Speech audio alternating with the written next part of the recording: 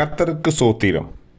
இன்றைய வேத வசனம் 1 பேதுரு 2 அதிகாரம் 17 எல்லோரையும் கனம் பண்ணுங்கள், சகோதரரிடத்தில் அன்பு கூறுங்கள், தேவனுக்கு பயந்திருங்கள், ராஜாவை கனம் பண்ணுங்கள். ஆமென்.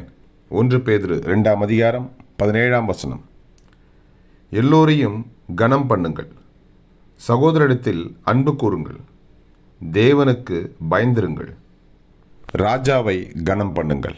ஆமென். 1 பேதுரு 2:17. கர்த்தர் உங்களை ஆசீர்வதிப்பாராக, உங்களோடு கூட இருப்பாராக. ஆமென்.